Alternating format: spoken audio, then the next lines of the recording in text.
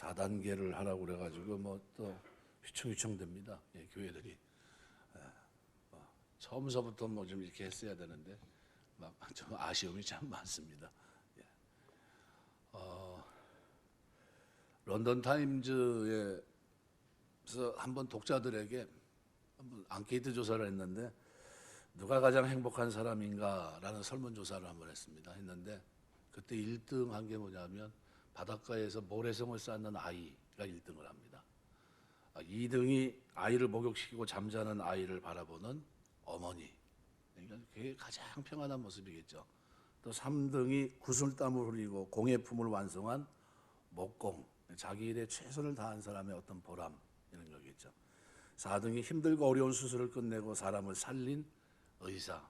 의사된 보람을 느끼면서 했던 거겠죠. 이게 사람들이 보통 얘기하는 누가 가장 행복한 사람인가 설문조사를 했을 때 1, 2, 3, 4등입니다. 교회에다 앙케이트 조사를 하면 어떻게 나올지 궁금합니다. 그런데 교회에서는 1등이 나와야 될 대목이 분명히 있습니다. 그게 뭐냐 하면 죄사함이에요. 죄사함. 속전입니다. 주께서 나를 위해서 피 흘려주신 이 사건. 이게 가장 행복한 일입니다. 바울이 일평생 기억한 게 뭐냐 하면 바로 그거예요. 예수 그리스도가 십자가에 달려 피 흘려주신 것, 이거를 내가 너희에게 알아보겠다. 그 얘기를 하고 있거든요. 그래서 그런 의미로 본다면 오늘 본문은 로마서에서 가장 중요한 부분입니다. 특별히 로마서를 전개하면서 사도 바울이 인간의 죄에 대해서 다룹니다. 죄와 심판. 그래서 로마서 말씀을 보시면은 아주 인간이 참혹할 정도로 하나님 앞에 심판을 받아 마땅한 그런 죄의 모습이 되는데 이미 법궤를 통해서 어떻게 해요? 율법을 다 어겼고, 그죠? 하나님의 감찰하시는 눈으로 봤을 때 진노만 쌓아놓은 겁니다.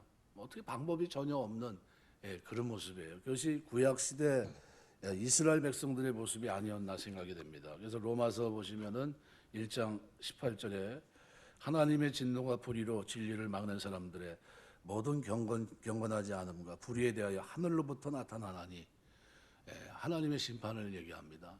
그러니까 죄와 심판을 다루고 있는데 오늘 읽은 우리가 본문은 3장 21절서부터는 19절서부터는 이제 좀 다른, 그래서 21절에는 그러나 이제는, 그래서 번역은 안 됐지만 들어가면서 율법에 하나님의 한 의가 나타났으니 하면서 완전히 다른 상황을 얘기합니다. 율법이 얘기했던 것과 전혀 다른, 그죠? 죄로 죽어 있는 심판을 당해야 될 그들이 하나님 앞에 의롭게 되는 이 장면을 성경이 설명합니다. 그래서 어떤 분들은 성경에서 로마서에서 가장 중요한 부분이다 이렇게 얘기해요. 주석가들이. 그 부분입니다. 그래서 이거를 복음의 핵심이라고 이렇게 정의를 하고 한번 생각하면서 은혜를 나누려고 합니다. 25절 시작은 이렇게 시작합니다. 이 예수를 하나님이 그의 피로써 믿음으로 말미암는 화목제물로 세우셨으니, 하나님이 세우셨다는 겁니다. 이 예수를. 이라고 하는 이 지시대명사는 on이라는 단어인데 점을 찍는 겁니다. 다른 이가 없다는 게. 이것 외에 다른 것이 없다. 구약시대 지성소의 법궤는 뚜껑과 궤로 구성되어 있습니다. 뚜껑은 두 명의 천사가 얼굴을 맞이하고 있는 조각이 장식되어 있는 시운자입니다. 이 뚜껑으로 법궤를, 어떻게 그 안에 법궤가 있죠? 법궤를 누르는데 그 죄로 인해서 하나님의 진노가 쏟아져야 되잖아요. 근데 이걸 누르는 방법이 뭡니까? 염소피를 갖다가 제사장이 가서 7번 뿌리고 그다음에 어떻게 1년간 유효한 겁니다. 그러니까 1년간 죄를 덮어주시는 거예요. 지난 한 해 살아가는 거, 새로운 한 해를 살아갈 때 그게 7월 1일입니다. 그 사람들 달력으로 새 1일. 그리고 7월 12일이 뭡니까? 대속죄일입니다. 그래서 그날 이제 말 그대로 마음을, 그러니까 1년을 살아가면서 하나님 앞에서 죄 가운데 살지 않겠습니다 다짐하지만 인간이 어때요? 약해서 결국은 죄를 짓고 말고, 그러면서 죄가 계속 쌓입니다. 구약을 한마디로 표현한다면 죄가 있는데 하나님의 공의는 심판해야 되는데 심판을 어떻게 해요? 보고도 못 본 척하고 뒤로 유보하신 거예요. 그래서 계속 5대 제사를 통해서 얘기한 게 뭡니까? 그림자를 통해서 실체가 올 거다, 한 번에 드리는 제사가 있을 거다, 그걸 상징합니다. 그게 누구냐면 예수님이 화목제물로 피를 흘리신 거예요. 그래서 여기 1년에 한 번 대제사장이 지성소에 들어가서 시은자의 히브리서 9장 7절 보면 피를 뿌립니다. 그때 온 백성의 모든 죄가 사함을 받아요. 그때는 무슨 피입니까? 염소의 피예요. 근데 그 시간에 백성은 성막 중심으로 숨을 죽이고 기다리고 있고, 대제사장이 피를 뿌리고 밖에 나와 나팔을 불면 그제서야 백성들이 기뻐하고 춤을 춥니다. 이게 이제 우리가 말하는데 나팔절, 또 대속죄입니다. 이렇게 해서 새날이 주어져요. 그러니까 대제사장은 7번 법궤 뚜껑에 피를 뿌리는데 이것을 카탈라게라고 합니다. 카탈라게. 이걸 화목이라고 합니다. 화목. 그러니까 화목제물은 시은자에 뿌려지는 속죄 피입니다. 시은자. 그 뭐요? 법궤 뚜껑에다가 피를 뿌리는 거예요. 그러니까 하나님이 예수님의 피를 화목제물로 세우신 거예요. 법궤 뚜껑에 피를 뿌리는 그 피로 삼으셨다는 겁니다. 그래서 이 예수를, 이게 중요합니다. 다른 거 없다는 거예요. 그 피 외에는 영원히 속죄하는 길이 없다는 겁니다. 이 예수가 유일한 피란 겁니다. 자기 아들을 화목제물로 갈보리 언덕의 십자가에 세우신 분은 하나님이십니다. 십자가 사건은 예수님이 힘이 없어서, 능력이 안 돼서, 정치를 잘못해서 십자가 지신 게 아니에요. 예수님의 십자가는 하나님이 정한 길, 이 땅에, 그죠? 하나님의 공의도 완성하고 우리에게 의롭게 여기는 그 길이 그거밖에 없기 때문에 화목제물로 세우신 겁니다. 그래서 자기 아들을 화목제물로 갈보리 언덕에 십자가에 세우신 분은 하나님이십니다. 하나님은 인류의 죄를 해결하기 위해서 이 길밖에 없다고 보신 거예요. 그래서 사도행전 2장 23절 보면 그가 하나님의 정하신 뜻과 미리 아신 대로 내어준 바 되었다라고 표현하고 있고, 사도행전 3장 18절에 보면 하나님의 모든 선지자의 입을 의탁하사 자기의 그리스도의 해받으실 일을 미리 알게 하신 것을 이와 같이 이루셨느니라. 그러니까 그의 피로, 오늘 25절 중반절에 보면 그의 피로 인하여 믿음으로 말미암는 화목제물, 이렇게 표현합니다. 구약시대 제물들이 흘린 피는 하나님의 어린 양에 흘리신 피의 그림자였어요. 이거는 그림자입니다. 실체가 중요한 거죠. 그러니까 히브리서에서 염소와 송아지의 피로 아니하고 오직 자기 피로 영원한 속죄를 이루사 단번에 성소에 들어가셨느니라. 네, 완전히 문제가 해결된 거죠. 그러니까 영원한 속죄입니다. 염소 피는 1년간이에요. 1년간 지은 죄, 그거에 대한 속죄라고 한다면 예수님의 피는 뭡니까? 과거, 현재, 미래의 죄까지 한꺼번에 어떻게 속전, 값을 지불하신 거예요. 그 피로 어디요? 속죄소 뚜껑, 법궤를 누르고 있는 인간이 하나님 앞에 경고 나오지 못하고 사람들에게 불의했던 그 모든 죄를 어떻게 다 속하시는 거예요. 다 용서해 주시는 거예요. 너무나 감사한 일이죠.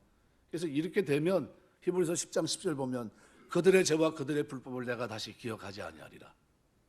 기억하지 않습니다. 누구 때문에요? 예수님이 화목제물로 뿌리신 피 때문에 이렇게 되는 겁니다.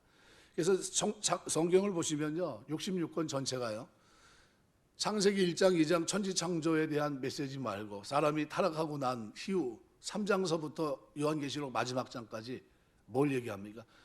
에덴 동산 동편에 스랍과 화영검을 통해서 어떻게 해요? 오지 못하게 지키고 있었잖아요. 어떻게 하면 다시 돌아오게 할까? 죄 문제를 어떻게 하면 해결할까? 하나님과의 관계, 아버지와의 관계를 회복할까? 그거를 66권이 다루고 있는 겁니다. 이건 굉장히 장구한 거죠. 하나님과 화목하게 하는 길, 그 길의 정답이 뭡니까? 오늘 예수님의 십자가에서 흘리신 피란 거예요. 보혈의 피. 이게 카탈라게입니다. 카탈라게, 화목하게 하는 피. 이건 아벨이 드린 양의 첫 새끼서부터 시작해서 노아가 드린 정결한 짐승, 아브라함이 드린 수양, 구약시대 내내 짐승이 죽임을 당합니다. 피를 흘린 제물들은 오직 이 예수를 하나님이 그의 피로 인하여 화목제물로 세우실 것에 대한 예표입니다. 예표예요. 그렇다면 하나님은 어째서 이렇게 하시고 인간의 죄를 사하시고 화목할 수 있었을까? 성경은 이는 하나님께서 길이 참으시는 중에 전에 지은 죄를 간과하심으로 자기의 의로우심을 나타내려 하심이라. 25절. 여러분, 전에 지은 죄를 간과하셨다 했는데 전에 지은 죄는 어디, 구약시대 지은 죄를 말합니다. 이 간과라는 것은 보고도 지나치셨다 또는 눈 감아주셨다는 거예요. 하나님이 어떻게 해요? 보고도 눈 감아줄 수 있습니까? 공의 하나님은 심판하셔야 되거든요. 하박국 1장 13절에 보면 주께서는 눈이 정결하심으로 악을 참아보지 못하시며 패역을 참아보지 못하시거늘, 그런 눈을 가지신 불꽃 같은 눈으로 감찰하신 하나님이 죄를 보시고 어떻게 해요? 간과하신 겁니다. 보고도 못 본 채 눈 감아주셨다는 겁니다. 거룩하시고 의로우신 하나님께서 어떻게 명명백백한 이 죄악을 보시고도 못 본 채 하시고 눈 감아줄 수 있었습니까? 그것은 은혜로우시고 자비로우신 하나님의 사랑이 그렇게 된 겁니다. 그래서 그 용어를 구약에서는 헤세드라는 단어로 표현한 겁니다. 영원한 사랑, 끝없는 사랑, 변함없는 긍휼과 자비, 이게 헤세드예요. 이게 신약으로는 뭡니까? 은혜예요. 카리스. 하나님의 은혜예요. 그래서 우리가 구원받은 건 천적인 하나님의 은혜입니다. 하나님의 사랑이고. 근데 그때 하나님의 의로우심, 공의는 나타났습니까? 나타나지 않습니다. 죄를 지면 심판하셔야 돼요. 다 죽어야 되고 형벌을 받아야 됩니다. 근데 그 기간은 길이 참으시는 기간이에요. 길이 참으시는 기간. 이 참으심을 뜻하는 헬라어 아노겐이란 말은 무거운 짐을 지고 참고 있는 모습을 나타낸 말입니다. 그러니까 우리의 무거운 죄짐을 들고 길이 참고 계셨던 그 기간이 구약시대 동물의 피를 통해서 죄 용서하시고, 그게 완전한 용서입니까? 아니에요. 그건 뒤로 다 유보하신 거예요. 심판은 뒤로 계속 미룬 겁니다. 누가 할 거예요, 심판은? 네, 심판 당할 사람이 이제 오는데 누굽니까? 죄 없는, 흠 없는 정결한 화목제물 누굽니까? 예수 그리스도예요. 그가 올 때까지 어떻게 해요? 모든 거는 상징적으로 그림자처럼 부분적으로 어떻게 해요? 그냥 고개 끄덕이면서 못 본 채 하고 지나가고, 그때 가서 어떻게 해요? 그 진노를 누구에게 쏟은 겁니까? 그리스도에게 쏟으신 거예요. 그러니까 우리의 무거운 죄짐을 들고 길이 참고 또 참고 또 참았던 기간이 구약시대예요. 만약 하나님께서 이렇게 해주심이 아니었다면 어떻게 됐을까요? 소돔 고모라처럼 되는 겁니다. 물로 세상을 엎음과 같이 엎으셔야 돼요. 네. 그러니까 이게 견딜 수가 없는 겁니다. 여러분, 성경 초장에 보면 뭐가 나옵니까? 그냥 창세기 시작한 지 얼마 안 돼가지고 뭐예요? 노아의 관영, 죄악의 관영에서 다 죽어야 돼. 물로 심판받아야 되고, 좀 지나다 보니까 뭐예요? 소돔 고모라가 또 나오잖아요. 다 죽어야 돼요. 다 죽어야 돼요. 하나님의 공의의 심판은 뭡니까? 다 죽어야 돼요. 방법이 없습니다. 하나님께서 구약시대에 범한 죄를 짐승의 피를 통해서 뒤로 유보하신 거예요. 뒤로 다 제껴놓은 겁니다. 누가 와서? 그리스도가 와서 피 흘려주심으로 완전한 속죄를 이룬 그날까지 간과하신 겁니다. 보고도 못 본 채. 근데 언제까지 간과하실 수만은 없습니다. 그래서 자기의 의로우심을 나타내는 공의의 하나님, 나는 심판자 하나님이라는 것을 나타낼 때가 이제 도래합니다. 그게 뭡니까? 곧 이때 26절. 그래서 자기의 의로우심을 나타내야 하십니다. 곧 이때 자기의 의로우심도 나타내서 자기도 의로우시며 또한 예수 믿는 자를 의롭다 하려 하십니다. 이 두 가지를 충족시키기 위해서 주님이 오신 겁니다. 그래서 이 예수를 하나님이 그의 피로 인하여 믿음으로 말미암는 화목제물로 세우신 때, 그러니까 자기 아들을 십자가에 내어주신 때를 가리킵니다. 곧 이때 자기의 의로우심, 심판주 하나님을 나타내신 거예요. 구약시대에 나타내지 아니하시고 유보하셨던 맛배기만 보여줬습니다. 맛배기. 그죠? 소돔 고모라에서 불과 유황으로 명하는, 그죠? 멸망하는 흔적도 없죠. 맛배기 보여준 겁니다. 그 나중에 뭐에 대한 심판입니까? 둘째 심판에 대한 맛배기예요. 마지막 심판, 영원한 심판에 대한 맛배기입니다. 그러니까 구약시대에 나타내지 아니하시고 유보했던 하나님의 공의를 자기 아들을 내어주시고 갈보리 언덕 십자가에 세우셨을 때 하나님이 그 심판을, 공의의 하나님을 나타내셨다는 겁니다. 하나님께서 불의를 보시고도 길이 참으시는 동안 마치 저수지에 물이 고이듯 쌓여만 가던 그 진노, 그게 로마서 1장 18절이에요. 경건치 아니하는 자들 불의, 진노를 쌓고 쌓았던 그겁니다. 곧 이때 자기 아들에게 남김없이 쏟으셨다는 겁니다. 곧 이때 자기의 의로우심을 나타냈다는데, 그래서 우리가 그리스도의 피 흘림을 통해 이 성량하신 은혜로 의롭다 하심을 얻었다 했을 때, 의롭다 하심은요, 하나님이 그들이 모든 죄악을 다 용서하실 뿐만 아니라 기억도 하지 않는다는 뜻입니다. 여러분, 예수 믿으면서 어떤 사람은 자꾸 옛날 거 가지고 기도해요. 이거 뭐 잊어먹었어야 되는데, 우리 여러분 가만히 생각해 보세요. 우리 자녀가 잘못해가지고 이제 야 알았어, 이제 다신 그러지 마라. 내가 용서했어. 내가 네가 잘못한 거 다 지불했어. 그런데 오늘 와가지고 아버지 그거 내가 또 잘못했는데 그 뭐 전에 얘기한 거 또 하는 거예요. 그럼 뭐라 그럽니까? 얘가 정신이 있나 없나? 얘가 지금 문제가 있는 애가 왜 한 얘기 또 하고 한 얘기 또 하고 그래요. 옛날에 지은 죄 가지고 또 가지고 가가지고 아버지 뭐죠 이러고 있으면 뭐라 그럽니까? 야 그 점에 다 해결된 거야. 그만해. 하지 마. 뭐 하는 거 지금 막 이럴 겁니다. 그런데 또 그러면 그 다음날 왔는데 또 그러고 있으면 뭐라 그럴까요? 얘를 정신감정을 해야 되나 그럴 겁니다. 과거에 지은 죄를 다 어떻게 해요? 사하신 겁니다. 누구의 피로요? 흠없는 그리스도의 보혈의 피로 속죄하신 거예요. 속전. 피값을 지불하시고 우리를 사신 겁니다. 완전히. 그러니까 자기의 어려우심을 나타내시려고. 그러니까 예수 그리스도의 죽으심이 어떻게 해서 하나님의 의를 나타낸 것이 되냐 하면 의를 나타내심이라는 것은 심판, 공의 하나님을 의미합니다. 하나님께서 죄값은 사망이라 선언하신 그 형벌을 예수 그리스도께서 대신 받으심으로 참으로 하나님은 의로우시다 함을 나타냈다는 거예요. 공의로우시다 하는 걸 나타낸 겁니다. 하나님의 공의를 예시적으로 계시해 주는 사건이 구약 성경에 수두룩합니다. 그 가운데 대표적으로 한 두 가지 사건을 한번 보면요. 아간, 여러분 아시죠? 신할산 외투 금덩어리 장막에 감추고 그리고 숨어서 모른 척하고 있었는데 제비 뽑아서 걸리죠. 근데 어떻게 죽어요? 자기만 죽습니까? 예, 여기서 그때 하나님께서 제비를 뽑아 이렇게 됐을 때 여호수아 7장 보시면 19절에 이렇게 얘기합니다. 그러므로 여호수아가 아간에게 이르되 내 아들아 청하노니 이스라엘 하나님 여호와께 영광을 돌려 그 앞에 자복하고 내가 행한 일에 내가 내게 알게 하라. 그 일을 내게 숨기지 말라. 뭐가 하나님께 영광이 됩니까? 공의 하나님 심판하시는 게 영광이 되는 거예요. 공의 하나님이. 우리 하나님 어떤 분입니까? 죄에 대해 심판하시는 분이에요. 그러니까 지금 아간에게 뭐라고 합니까? 내 아들아 청하노니 이스라엘 하나님 여호와께 영광을 돌려. 어떻게? 그래서 어떻게 죽습니까? 죽어요. 근데 아간이 영광을 돌려. 그러니까 하나님께 영광을 돌릴 수 있는 유일한 길이 방법이 뭐냐면 죄값인 사망을 당하는 거예요.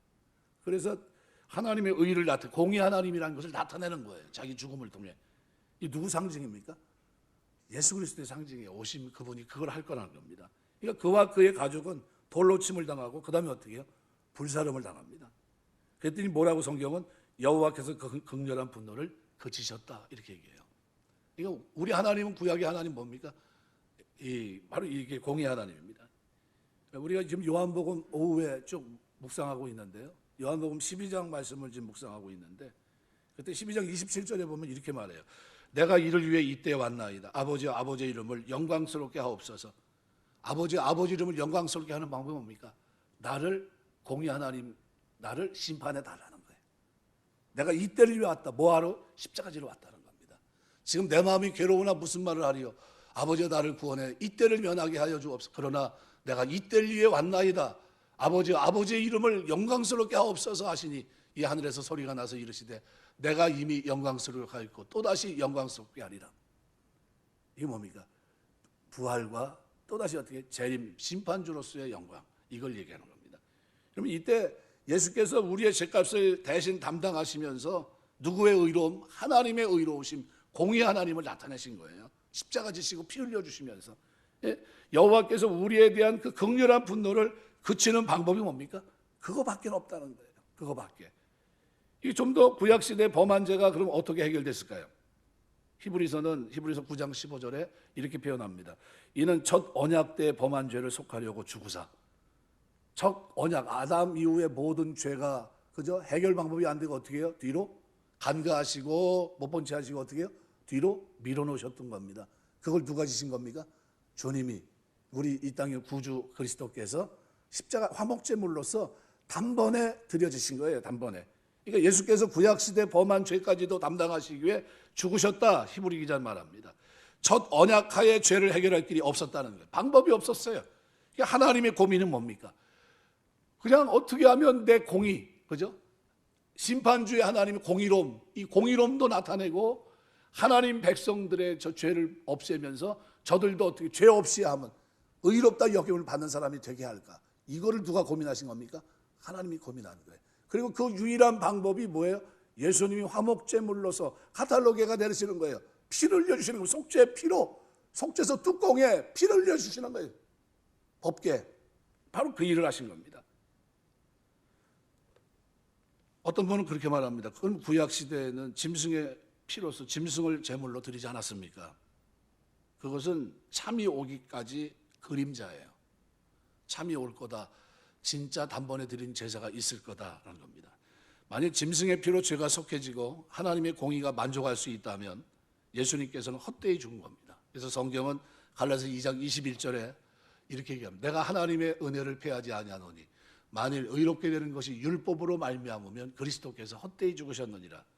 이 율법으로 말미암으면 그리스도께 헛되이 죽였다는 겁니다. 의롭게 되는 길은 뭐예요? 오직 그리스도의 보혈의 피, 이것을 믿는 믿음 안에서의 의입니다. 그래서 구약시대 범한 죄도 예수 그리스도 대속의 피로 말미암아 속함을 얻게 됩니다. 그러면 구약의 대표적인 사건, 용서받았던 사건이 하나 딱 등장합니다. 누굽니까? 다윗이에요. 다윗이 죄를 졌거든요. 5년간 회개를 했고 우리의 아내를 범한 죄를 자복하는데 나단 선지자는 사무엘하 12장 13절에서 뭐라고 얘기합니까? 하나님께서 당신의 죄를 사하셨다. 완전한 용서를 받은 겁니까? 죄가 완전히 완결된 겁니까? 완결된 게 아니에요. 그래서 하나님께서 사실은 어때요? 구약시대 모든 죄, 길이 참으시는 중에 미결함 서류에 그게 뭐가 들어가 있는 겁니까? 다윗이 지은 죄도 들어가 있었던 거예요. 예수께서 다윗 대신 그 진노를 받으셨을 때 이 죄가 완결된 겁니다. 완결. 보류됐던 것이. 그러니까 우리의 죄를 우리에게 돌리지 아니하시고 고린도후서 5장 21절 보시면 하나님이 죄를 알지도 못하신 자로 우리를 대신하여 죄를 삼으신 것은 첫째가 뭡니까? 오늘 로마서 3장 26절 자기가 의로우심을 나타내사 자기도 의로우시며 하나님이 공의의 심판하시는 분이라는 거예요. 자기도 의로우시며 자기의 의로우심에 손상이 입으심이 없이 그 공의를 보존하셨다는 뜻입니다. 그리고 예수 믿는 자를 또 의롭게 하려 하십니다. 그러니까 예수께서 성육신하셔서 이 땅에 오셔서 인간의 몸을 입고 화목제물이 되심의 첫 번째 이유는 하나님의 공의로우심, 이 의로우심을 나타내기 위한 것임을 우리가 압니다. 근데 성경은 여기서 한 걸음 더 나가요. 또한 예수 믿는 자를 의롭게 하려 하심이라. 로마 3장 26절 하반절. 만일 예수 믿는 자를 의롭게 하려 하심이 아니라고 한다면 하나님이 참을 이유가 있습니까? 없습니까? 참을 이유가 없어요. 소돔 고모라처럼 심판하시면 됩니다. 물로 심판하듯이 심판하시면 됩니다. 근데 마지막 때는 불로서 심판한다고 주님 말씀하셨잖아요. 언약으로 버티고 계신 거예요. 그리고 그 죄를 용서하시기 위해서 어떻게 해요? 십자가를 예고하신 겁니다. 십자가. 그러니까 지은 죄를 간과하시면 아무런 의미가 없습니다. 만일 길이 참으시는 중에 예수 믿는 자를 의롭다 하시려고 하는 이 목적이 없다고 한다면 참을 이유가 하나도 없어요. 바로바로 심판하시면 됩니다. 어떻게 하면 하나님의 공의에 손상을 입힘이 없이 멸망받아야 될 처지에 있는 죄인들을 의롭다고 여겨줄 수 있을까?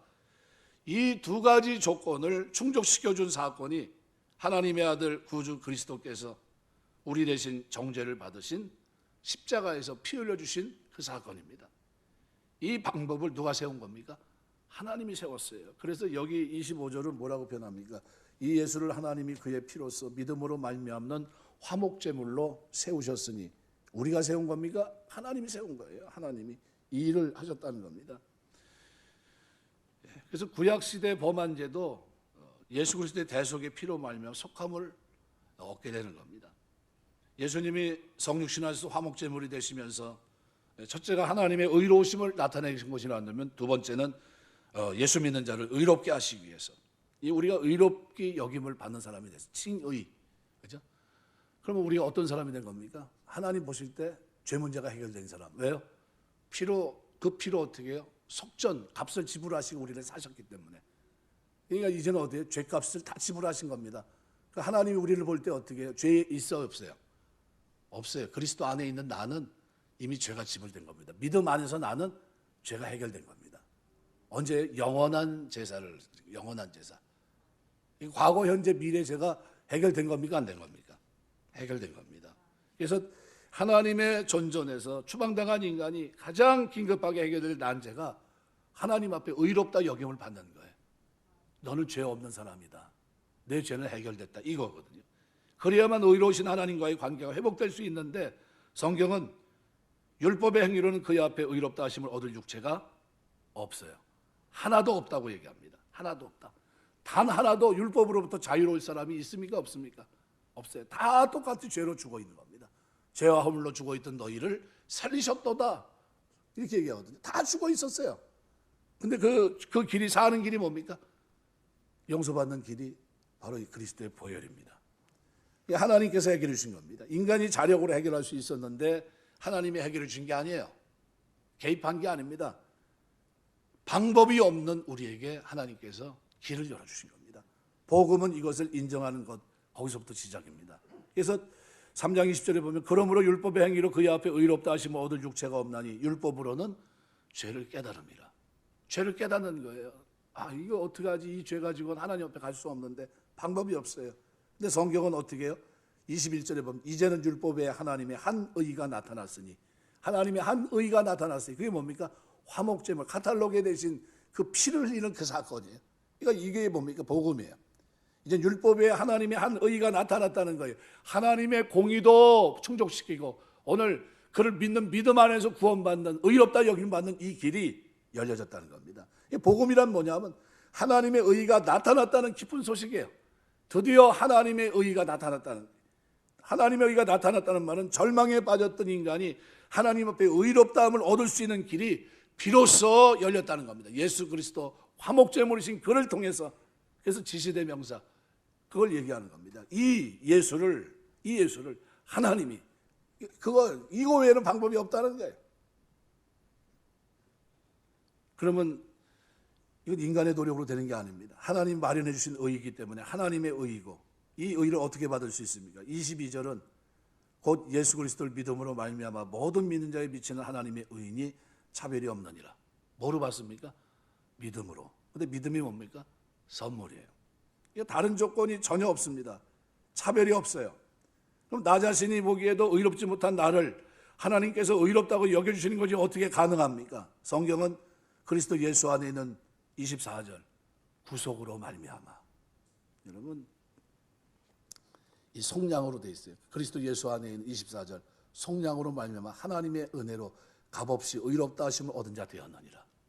성경에서 그래서 어떤 분이 그렇게 얘기합니다. 성경학자들이 21절부터 26절은 가장 귀한 구절이다.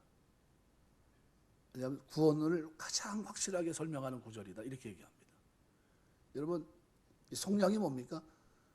우리 노예로 상태에 있는 상태에서 자유자가 되기 위해서 값을 지불하신 겁니다. 근데 뭐로요? 예수님이 피 흘려주시면서 하나님의 공의, 진노를 누르고 있고 죄에 대해 심판을 가지고 있는 그분이 진노, 심판을 하려고 하는 그것을 누가 담당하신 겁니까? 예수님이 담당하신 거예요. 대신 내가 심판받아야 될 걸 누가요? 예수님이 담당하시면 뭐까지 흘리신 겁니까? 그 피, 카타로게로 어디요? 속죄소, 법궤가 있는 하나님을 향해 거룩하지 못하고 사람들에게 불의를 행한 우리에게 뭐예요? 피로써 어떻게 해요? 그 죄를 다 덮어버리신 거예요. 해결하신 겁니다. 이게 은혜예요. 그래서 뭐로 받습니까? 모든 믿는 자에게 비치는 하나님의 의인이 믿음으로 말미암아 모든 믿는 자에게 비치는 하나님의 의이다. 차별이 없고 다른 조건이 전혀 없다는 겁니다. 믿음이에요. 그러니까 내가 보기에 의롭지 못한 나를 하나님께서 의롭다고 여기시는 것이 어떻게 가능합니까? 바로 그리스도 예수 안에 있는 속전으로 말미암아 그렇게 되는 거예요. 속전으로. 피값을 치르시고 그 문제를 해결하신 거예요. 그러니까 노예로 팔린 값을 대신 지불하고 자유하게 하는 것을 의미합니다. 이제는 죄의 종이 아닙니다. 예수 그리스도께서는 우리의 죄값을 대신 지불해 주셨어요. 피 흘려 주시면서 화목제물로서 그 일을 하신 겁니다. 그러면 이것을 인정하고 믿는 자가 아니면 하나님의 의가 나타났다 해도 어떻게 해요? 주실 수가 없어요. 믿음은 뭡니까? 믿음은 이것을 받아들이는 거예요. 그리고 우리가 복음을 전하는데 복음이 뭡니까? 바로 이걸 전하는 겁니다. 예수 그리스도. 그래서 하나님이 주시는 의를 우리는 어떻게 받아야 됩니까? 아멘 하면서 감사함으로 받아야 돼요. 감사합니다. 이거 방법도 없는 이거를, 갚을 길이 없는 이 큰 엄청난 은혜를, 하나님의 지혜와 능력이 담겨져 있는 이 은혜를 창세에서부터 지금까지 어떻게 해요? 계획하시고 이루시는 그 때가 찬 이 일을 오늘 나에게 알게 하시고 믿어지게 하시고 확신하게 하시니 감사합니다. 받아야 돼요. 그리스도 예수 안에는 이 속전을 믿느냐 믿지 않느냐, 여기에 뭐가 달려있는 겁니까? 우리의 운명이 달려있는 겁니다. 우리의 운명. 그가 영원히 사느냐 아니면 어떻게, 죄 문제가 해결되지 않은데 영원히 죽느냐, 영벌의 문제. 하나 더 말씀드리면 그리스도 예수 안에 있는 속전으로 말미암아 하나님의 은혜로 값없이 의롭다 하심을 얻은 자 되었느니라. 값없이. 왜요? 차별이 없을 뿐만 아니라 값없이 주십니다. 왜요? 값을 이미 다 지불하셨기 때문에. 속전으로. 이미 지불하셨어요. 핏값으로. 만일 값을 지불해야 받을 수 있다고 하면 어떻게 받을 수 있습니까? 구원을 받을 방법이 없어요. 그래서 성경은 뭐라고 얘기합니까? 27절에 그런즉 자랑할 때가 어디 있느냐? 있을 수 없다는 겁니다. 왜요? 우리가 한 게 아무것도 없어요. 우리가 죄인 되었을 때, 원수 되었을 때, 경건치 못할 때 주님께서 어떻게 해요? 화목제물이 되신 겁니다. 그런즉 이렇게 얘기합니다. 그런즉 27절 보면 그런즉 자랑할 때가 어디냐? 있을 수 없느니라. 무슨 법으로냐 행위로냐? 오직 믿음의 법으로니라. 믿는 자에게 임하는 놀라운 은혜예요. 그러니까 자랑할 데가 없습니다. 내가 지금까지 진술한 복음의 진술을 알아들었냐는 거예요. 이해가 되느냐? 그런즉 자랑할 데가 어디 있냐? 자랑할 데가 없다는 거예요. 내 공로를 내놓고 구원받을 수 있는 사람이 있냐는 겁니다. 아무도 없다는 거예요. 일한 것이 없고 더구나 경건치 못한 나 같은 죄인을 의롭게 여겨주시는 것은 비공식적으로는 떳떳하게 행한 일인가? 아니라는 거예요. 공개적으로 만천하에 드러내서 하신 거예요. 그래서 예수님의 죽음에 십자가 위에 팻말에 뭐라 되어 있습니까? 유대인의 왕이라고 썼어요. 모두가 알아볼 수 있게. 자기 아들을 대속제물로 화목제물로 세우셔서 하나님도 의로우시고 또한 예수 믿는 자도 의롭게 하시기에 추호도 하자 없는 정정당당한 행사를 하나님이 계획하셨던 겁니다. 그것을 실행에 옮기셨어요. 이것을 구약 시편 111편에서 설명하고 있어요. 구약 111편에 2절부터 4절 보면 여호와께서 행하시는 일, 그 행사라고 보통 표현해요. 행하시는 일들이 크시오니 이를 즐거워하는 자들이 다 기리는도다. 다 뭐 한다는 거예요?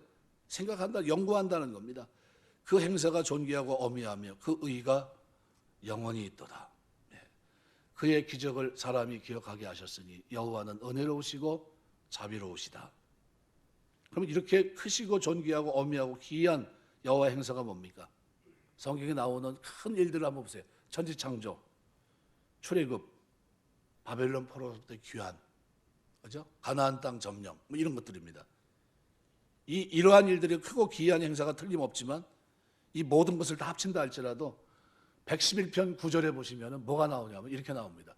여호와께서 그의 백성을 속량하시고 그의 언약을 영원히 세우셨으니 그의 이름이 거룩하고 지존하시다. 자, 이게 비교가 됩니까?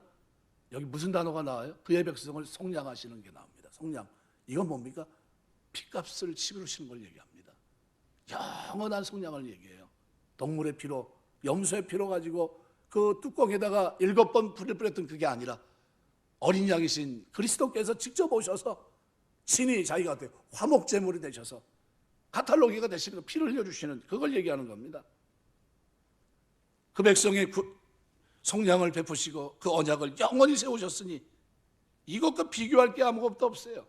시편 기자는 출애굽 바벨론 포로로부터 귀환을 염두에 두고 찬양하며 감사하는 시를 111편에 쓰고 있는데 이것은 1차적인 동기예요. 이 시편을 통해서 뭘 보고 있는 겁니까? 앞으로 오셔서 이 모든 영원한 행사를 우리에게 행하실 그리스도를 예표하고 있는 겁니다. 여호와께서 그 백성에게 구속을 베푸실 행사, 자기 아들을 화목제물로 내어주시고 속량하여 주신 그 십자가 사건으로 이것이 어떻게 귀결되는 겁니다. 111편이. 그러니까 시편 기자는 여호와의 행사가 그래서 7절 8절에 보면요 뭐라고 표현합니까? 진실, 공의, 진실, 정의 이렇게 얘기합니다. 7절에 그의 손이 행하는 일은 진실과 정의이며 그의 법도는 다 확실하니 영원토록 정하신 바요 진실과 정의로 행하신 바로다. 무슨 얘기입니까? 정정당당한 행사, 누가 봐도 흠이 없는 행사, 완벽한 행사. 야, 이번 행사 진짜 잘했어, 기가 막혀. 이게 뭡니까? 예수님의 십자가. 하나님이 보실 때도 문제없고 누가 봐도 흠잡을 데 없는 완벽한 행사. 이게 뭡니까? 화목제물로 속죄 피를 흘린 그 사건이에요. 나 같은 죄인 의롭게 여겨주시려고 하나님과 화목하게 하는 이 행사는 자기 아들을 화목제물로 내어주시고 속전의 값으로 피를 흘려주신 이 사건을 얘기하는 겁니다. 이것을 진실로 정의로 행하셨다는 거예요. 이게 복음입니다. 이거를 우리가 전하는 거예요. 내가 이 복음을 부끄러워하지 않는 이 복음은 모든 믿는 자에게 구원을 주시는 하나님의 능력이다. 이 바울이 얘기할 때 이때 복음이 뭡니까? 우리가 의롭게 되는 길이 열렸다는 거예요. 하나님의 심판이 누구에게? 그리스도에게 쏟아졌고 유보하시고 간과하셨던 미루고 미뤘던 그 일이 우리에게가 아니라 짐승의 피를 통해서 상징으로 보였던 그것이 마침내 때가 참에 이 땅에 그리스도께서 오셔서 화목제물로 카탈로기가 되시고 피 흘려주셔서 하나님과 화목하게 하시고 우리에게 무슨 직책을 주십니까? 화목하게 하는 직분을 주셨습니다. 뭘 하라는 겁니까? 돌아다니면서 예수 그리스도의 이 속전의 복음을 전하라는 거예요. 예수 그리스도의 속전의 복음, 하나님 앞에 의롭다 여김을 얻는 이 길이 드디어 열렸다는 거예요. 드디어 창세기 3장부터 요한계시록 마지막 장까지 주님이 그렇게 하고 싶었던 그 얘기, 그리고 그것을 2000년 전에 이 땅에 이루시고 그 다음에 어떻게 해요? 이 복음을 전하라는 거예요. 하나님 앞에 용서받는 길이 열렸다는 거예요. 그리고 하나님과 바른 관계를 맺을 수 있는 길이 열렸다는 겁니다. 그래서 로마서 5장 7절은 의인을 위해 죽는 자가 쉽지 않고 선을 위해 용감히 죽는 자가 혹 있거니와, 로마서 5장 10절에 보면 우리가 원수 되었을 때 그 아들의 죽으심으로 말미암아 하나님으로 더불어 화목하게 하여 주신 하나님의 행사, 얼마나 큽니까? 완벽한 행사였습니다. 얼마나 존귀하고 어미한 행사입니까? 얼마나 은혜롭고 자비로운 행사입니까? 진실과 정의를 행하신 행사입니까? 이 행사를 그래서 어떻게 기이한 행사예요. 상상하지 못했던 일입니다. 그래서 로마 11장에서 바울이 뭐라고? 깊도다 하나님의 지혜요, 측량할 수 없도다 그랬어요. 하나님이 이 일을 이 땅에 계획하신 겁니다. 길이 자무심에 간과하시고 못 본 채 하시고 그렇게 불꽃 같은 눈으로 감찰하시며 우리 속 깊은 곳까지 통찰하신 그 하나님이 소돔 고모라처럼 심판하셔도 아무런 문제가 없는 우리의 죄를 못 본 채 하시고 뒤로 유보하시면서 그렇게 인내하신 이유는 뭡니까? 짐승의 피를 뿌려가면서 그들에게 기쁨을 주시면 이유는 영원한 기쁨을 주실 그리스도께서 이 땅에 오셔서 화목제물, 그 피를 통해서 하나님 앞에 드려지는, 하나님의 의도 손상됨이 없고 하나님을 믿는 의롭다 여김을 받는 그들도 죄 문제가 완전히 해결된 하나님의 백성의 삶을 우리에게 말씀하고 있는 겁니다. 말씀하겠습니다. 그런 의미로 우리의 예수 믿는 건요, 은혜입니다. 너무나 큰 은혜예요. 미국의 160년 전에 뉴욕 샌프란시스코로 가는 여객선 센트럴 아메리카노가 바다에서 고장이 났는데 부근을 지나는 배에게 구조 요청을 합니다. 캄캄한 밤이니까 옮겨 타는 게 쉽지 않겠죠. 그래서 위험하니까 아침에 옮겨 탑시다. 그리고 배를 좀 수리하면서 기다리십시오 했어요. 근데 배가 점점 안 좋아지는 겁니다.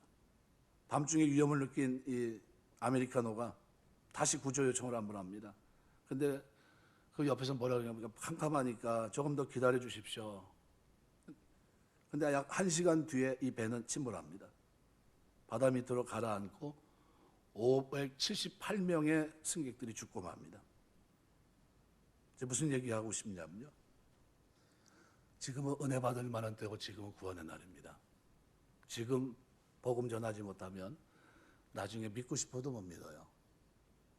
이 속전의 은혜를, 하나님의 의와 거룩히 여김을 받는 이 길이 예수 그리스도의 십자가 화목됨을 내신 그리스도의 피, 보혈의 피를 통해서 이 땅에 이미 2000년 전에 시작됐다는 사실을 전해야 됩니다. 그리고 이것을 믿어야 됩니다. 차별 없이 누구든지 믿는 자에게는 이와 같은 은혜 하나님께서 베풀어 주시는 거예요. 장대에 달린 노뱀을 쳐다보는 자는 살리라 한 그대로 이 속전의 은혜는 우리 이 시대에 가장 행복으로 살아갈 수 있는 길입니다.